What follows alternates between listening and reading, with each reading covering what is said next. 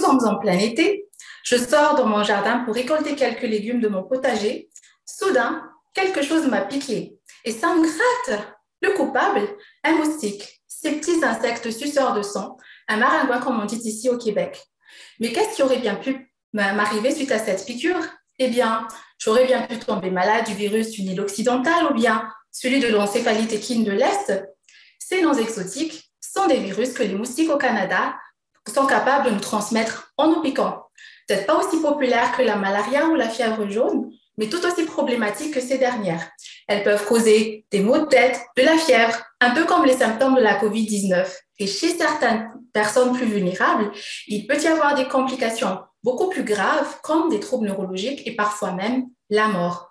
En 2018, au Canada, le virus du Nil occidental a causé 238 cas neurologiques, soit presque une personne par jour, et malheureusement, 29 personnes en sont mortes. Heureusement, il ne m'est rien arrivé les jours suivant cette piqûre. Ouf.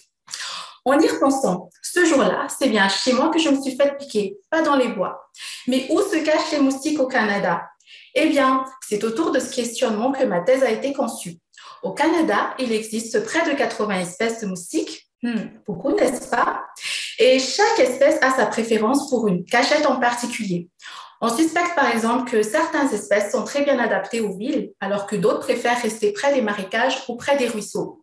Alors, dans ma thèse, je tente d'abord de comprendre le rôle du paysage sur le risque de croiser telle ou telle espèce. Ensuite, nous sommes partis du constat que le paysage canadien est en pleine mutation, avec une urbanisation plus importante dans le sud du pays, accompagnée d'une intensification des pratiques agricoles, ce qui entraîne la dégradation des écosystèmes.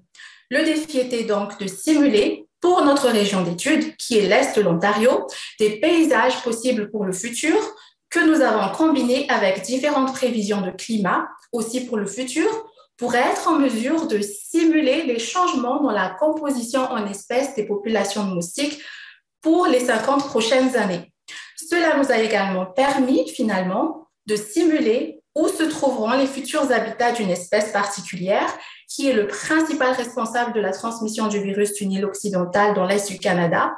Et croyez-moi, ces modifications du paysage liées à l'intervention de l'homme ont vraiment un impact important sur les moustiques et donc indirectement sur les risques pour vous et moi d'être exposés à un des virus qu'ils transmettent. En anticipant donc là où les moustiques vont, on pourra mieux s'en protéger et je pourrai continuer à jardiner l'esprit en paix. Merci.